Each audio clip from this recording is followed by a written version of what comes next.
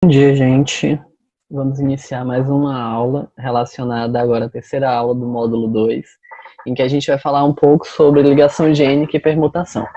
Antes da gente iniciar a parte em si dessa temática de ligação gênica e permutação, eu tenho algumas perguntas para vocês, de modo geral, para a gente responder aqui, eu responder com vocês, e a gente discutir um pouco sobre essas perguntas também na nossa videoaula de amanhã, certo? Então, as perguntas são simples, mas às vezes podem ser perguntas que acabam gerando alguns questionamentos em que vocês não saibam responder. Então, primeiro, o que são cromossomos homólogos? A gente já falou aqui de cromossomos, então vocês têm que ter a noção do que é um cromossomo, mas o que são cromossomos homólogos? Também já falamos dos prévios, né? A gente já falou das questões dos cromossomos, em que eles são heterozigóticos, homozigóticos, as células, quando são homólogos ou não homólogos. Não tem um nome oposto a homólogos como heterólogos. Não existe isso. Então, os que são cromossomos homólogos? São cromossomos em que eles são semelhantes, pois eles possuem os genes as mesmas características.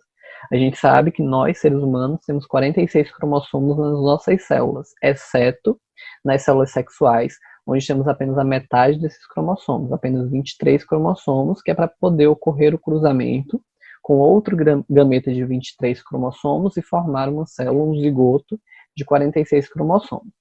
Então, cromossomos homólogos, voltando, é referente à característica de semelhança entre esses cromossomos, em que eles possuem características semelhantes, que nas mesmas partes deste cromossomo estão características que estão nas mesmas partes deste outro, então eles são homólogos. Relembrar o que é mitose e meiose, como eu já falei para vocês, mitose e meiose são dois tipos de divisão celular. A diferença entre elas é que na mitose a célula filha é igual à célula mãe, enquanto na meiose a célula filha é a metade do valor da célula mãe. Que valor? O valor cromossomial, quantidade de cromossomos. A meiose ocorre principalmente na parte de formação de gametas, onde eu tenho uma célula com 46 cromossomos, que por meiose se tornam duas células de 23 cromossomos. Quando há ligação gênica? Quando eu falo de ligação gênica, a gente falou na aula passada de interação gênica, interação entre genes, mas ligação gênica é diferente de interação gênica. As três temáticas já abordadas durante as aulas, essa é a terceira aula. Na primeira aula a gente falou sobre segregação, na segunda aula a gente falou sobre interação, e agora na terceira aula estamos falando sobre ligação. Quando eu falo de ligação é porque eu tenho dois genes com duas características diferentes contidos no mesmo cromossomo. Então eles são ligados cromossomialmente, eles são ligados através do DNA. Como se forma um cromossomo?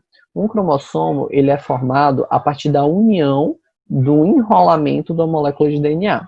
Não sei se vocês sabem, mas uma molécula de DNA ela tem um comprimento muito extenso se fosse trazer para a realidade. Se fosse desembaralhar uma molécula de DNA, ela daria metros de comprimento. Mas como assim, professor, ela está no interior da nossa célula, ela é menor que um centímetro, é menor que 1 milímetro, ela é muito pequena, ela é microscópica, a molécula de DNA, como ela pode ser tão grande? Pois ela é embaralhada. É como se eu pegasse uma folha de papel, e nessa folha de papel eu tenho que essa folha é deste tamanho, certo? Então eu tenho uma folha de papel grande, que dá, por exemplo, a largura do meu computador. Se eu pegar esta folha e começar a dobrar em formato de um leque, você pode testar isso na casa de vocês, e não só com uma folha, se pegar uma corda, se pegar qualquer coisa, né? Uma extensão, vocês que estão carregando o celular precisa de extensão. Então eu vou pegar esta extensão, essa folha e vou dobrá-la. E esta folha se torna esta espessura. Vocês perceberam que a primeira vez que eu abri ela deu praticamente a tela inteira que eu estou aparecendo. A partir do momento que eu faço a dobradura dela, esta folha diminui exponencialmente, ela diminui muito de tamanho, ela estava ocupando muito espaço, dessa vez está ocupando menos espaço. Isso acontece com a molécula de DNA. A molécula de DNA, ela é esticada, muito extensa, mas ela é embolada muitas vezes em uma proteína chamada de histona, em que se transforma o cromossomo. Agora eu vou mostrar para vocês um vídeo, e nesse vídeo vai estar mostrando como é que acontece esse processo de enrolamento, essa animação mostrando em relação a este cromossomo, como a formação de um cromossomo, para vocês entenderem a base do que a gente está falando. Antes do vídeo, só explicar para vocês. Eu tenho uma molécula, né, uma molécula de DNA. Esta molécula de DNA, como vocês já estão cientes, é uma molécula que é formada por uma dupla hélice entre ligações, que ela é cruzada e tem aqueles tracinhos no meio, ok? Cada pedacinho daqueles tracinhos, dependendo de uma ordem que tem aqueles tracinhos, que vocês devem já ter visto também no início do primeiro módulo, que são as bases nitrogenadas. Dependendo da ordem das bases nitrogenadas, eu tenho uma característica diferente do indivíduo. Então, quando o cromossomo se enrola, como vocês vão ver no vídeo, ele faz com que cada pedacinho do cromossomo tenha uma característica específica. E quando estes cromossomos são semelhantes, eles são considerados homólogos. Agora assistam o vídeo, ele é bem rapidinho e a gente volta daqui a pouco. In this animation, we'll see the remarkable way our DNA is tightly packed up so that 6 feet of this long molecule fits into the microscopic nucleus of every cell. The process starts when DNA is wrapped around special protein molecules called histones. The combined loop of DNA and protein is called a nucleosome. Next, the nucleosomes are packaged into a thread. The end result is a fiber known as chromatin.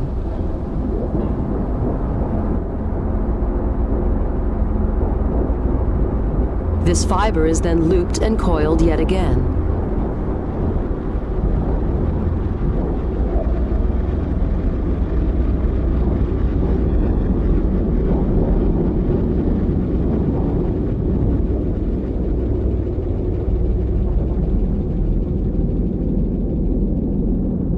Leading finally to the familiar shapes known as chromosomes, which can be seen in the nucleus of dividing cells. Chromosomes are not always present. They form around the time cells divide when the 2 copies of the cell's DNA need to be separated.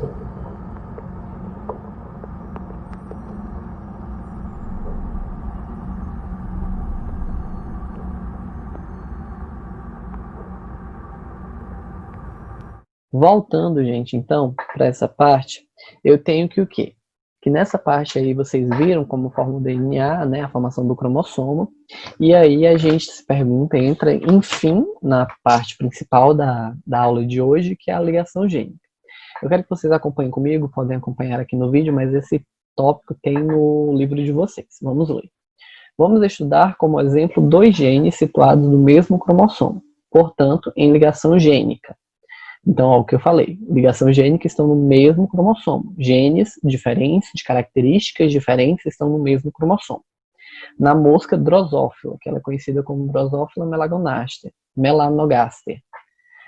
Um dos genes controla a cor do corpo e o outro a forma das asas. A cor do corpo das drosófilas encontradas na natureza, característica denominada selvagem, é cinzento amarelado.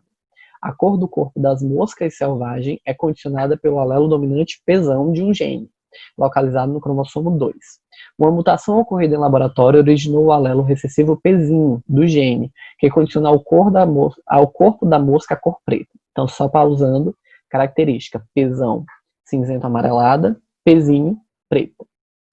Quanto à forma das asas, drosófilas selvagens têm asas alongadas, característica condicionada pelo alelo dominante Vzão, e de um gene, também localizado no cromossomo 2, ligação gênica, no mesmo cromossomo. Em consequência, esse gene está fisicamente ligado ao gene para a cor do corpo. Uma mutação surgida em laboratório originou o alelo recessivo Vzinho, que condiciona asas de tamanho reduzido, característica denominada asa vestigial. Então a gente tem Pzão para a cor cinzento amarelada, Pzinho para a cor preta, Vzão para asas longas, e Vzinho para asas curtas, também chamadas de asas vestigiais.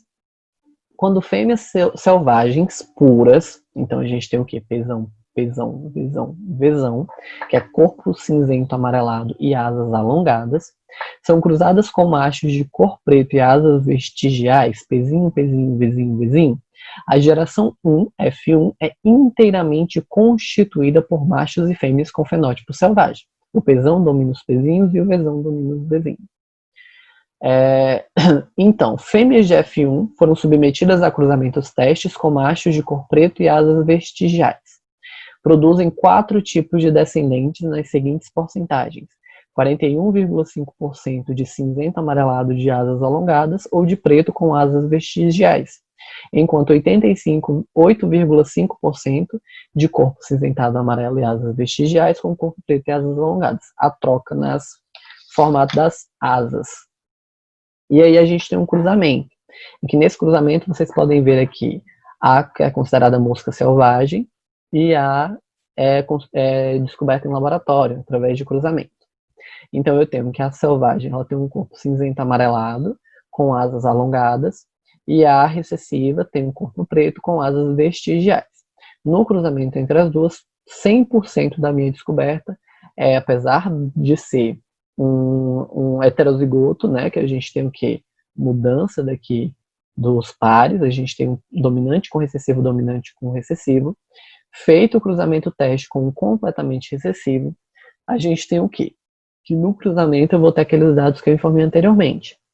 41% vai ser completamente selvagem ou completamente recessiva, e 8,5% vai ser uma mistura entre as características. Então, nessa característica, nessas mudanças, a gente tem uma interação gênica, que qual seria essa interação gênica? Que eu tenho que o Pzão e o Vzão, eles estão inteiramente relacionados, eles têm uma ligação, pois eles vêm maior parte do tempo juntas. Como vocês podem ver, quando eu tenho Pzão e Vzão, eu tenho 40% de chance dele vir completamente selvagem. Quando há um cruzamento diferente, eu tenho apenas 8%, é uma diferença muito grande. A mesma coisa quando eu tenho completamente recessivo e quando eu tenho poucos recessivos, mas tenho um dominante. Sempre quando eu tenho um processo de relação entre genes que formam um heterozigoto, eu vou ter uma porcentagem mais baixa do que quando eu tenho a ligação gênica que permanece como ligação. Mas, professor, então tem modo de separar, já que você falou que está no mesmo cromossomo, como é que separa, já que tem uma asa longa em corpo preto e asa curta em corpo amarelo? Não está no mesmo cromossomo? Sim, mas a principal característica, que foi a característica de descoberta, foi quando eu falo que eles estão no mesmo cromossomo e a porcentagem me comprova isso, que a porcentagem de 40%, tanto nas características únicas de recessivo quanto nas características únicas de dominante, são muito maiores do que as características heterozigóticas. Então entendam como isso, que quando há uma ligação gênica, a minha porcentagem original vai sempre permanecer maior do que qualquer outra porcentagem, e não 25% em cada um, como é o normal de se encontrar, certo? Mas respondendo a pergunta que eu mesmo fiz para vocês, e ao mesmo tempo aqui estou respondendo, como é que eu estou no mesmo cromossomo e ao mesmo tempo eu consigo ter uma geração com a produção de indivíduos que têm cruzamento, que têm características cruzadas. É um processo chamado de permutação cromossômica, ou do inglês crossing over. E isso leva à recombinação de genes. Aqui, por exemplo, eu tenho 2 genes homólogos, né, características semelhantes. No caso aqui eu tenho uma característica no mesmo local em que ela é dominante, uma característica no mesmo local que é recessiva, que no caso aqui seria para a cor da pele, né, a cor da mosca, que seria o P. Acontece que no processo de meiose, para a formação dos gametas, eu tenho um processo chamado, que eu acabei de falar para vocês, de permutação. O que é a permutação? É a troca de pares de cromossomos, de pedaços de cromossomos. Eu tenho o quê? Eu tenho 2 cromossomos, eles se encontram numa parte do processo da meiose. Nessa parte há uma pequena divisão e uma troca em que este cromossomo se liga ao segundo e o segundo se liga ao primeiro, e eles ficam com um pedaço diferente, que esse gene é chamado de gene recombinante, ou pedaço recombinante, ou cromossomo recombinante, enquanto este é o parental, pois ele é completamente igual. Então houve uma troca na região em que eu falo sobre a cor, só que não teve troca na região em que eu falo sobre as asas. Nesse sentido, eu tenho que o quê? eu tenho que a minha porcentagem é menor, mas existente, de indivíduos que vão ter asas alongadas com corpo preto, ou asas vestigiais com corpo cinzento amarelado. Mas a porcentagem é muito pequena, pois pouquíssimos cromossomos fazem recombinação ou permutação, mas acontece, fazendo com que haja essa característica diferenciada das demais, do cruzamento entre características, certo? Vocês estão conseguindo entender que o quê? Só repetindo, quando eu tenho a permutação ou o cruzamento, há a troca de características entre genes homólogos, entre cromossomos homólogos. Essa mudança de pedaços, chamado de permutação, faz com que a minha porcentagem de características misturadas sejam bem baixas, mas ainda assim existam em uma porcentagem pequena. Vocês vão ver agora um vídeo mostrando uma animação falando um pouco melhor sobre recombinação, crossing over e permutação. Logo depois do vídeo a gente continua. In a process called crossing over. This forms new hybrid chromosomes. Now begins a kind of genetic tango. The opposing strands of the two chromosomes wrap themselves around each other as their limbs crisscross and touch. This is a critical moment in sexual reproduction. It is during this early phase of meiosis, when the chromosomes pair up, that genetic material is traded between them. It is this process of genetic reshuffling that makes each individual unique.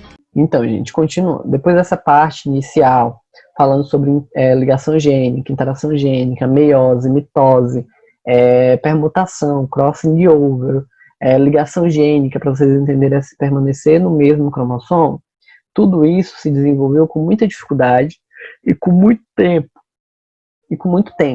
Precisou de muito tempo para poder entender direitinho o que era isso, o que é que eles estavam falando, sobre o que é que estava sendo abordado sobre essas questões. Mas a partir desse momento que eles conseguiram ter uma certeza, pelo menos uma certeza mais forte sobre essas ideias e essas teorias, iniciou-se as construções dos que são chamados mapas gênicos.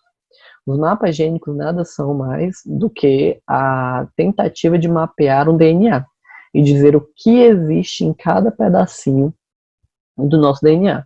Como eu falei para vocês, o DNA é muito comprido, ele é muito grande, ele é muito extenso. Então, até hoje, pelo menos recentemente, eles não tinham conseguido mapear nem 50% do DNA para comprovar qual era a utilidade. Então, a gente tem hoje 10% que a gente sabe do nosso DNA para que serve, e outros 90% que ainda são uma incógnita que a gente não sabe para que serve, apesar de existirem e terem uma função. Então, aqui a gente tem que o quê? O geneticista estadunidense Alfred Henry Sturtevant, na época em que estagiava no laboratório de Thomas Hunt Morgan, imaginou a construção de mapas gênicos que mostrariam a distribuição dos genes ao longo do cromossomo e as distâncias entre eles. Ele sugeriu que a distância poderia ser reduzida pela taxa de recombinação, que é o que a gente falou ali sobre crossing over. Um dos casos estudados por Sturtevant envolvia 3 locos gênicos, 3 locais onde os genes se encontram. Da drosófila, da mosca que a gente estava falando, que é o amarelo, o vermelho e as asas em miniatura, o tamanho delas. Os resultados experimentais obtidos pelo grupo indicavam que a taxa de recombinação era de 32,2%, e que outra taxa de recombinação, a primeira entre Y e V e a segunda entre Y e M, era de 35,5%.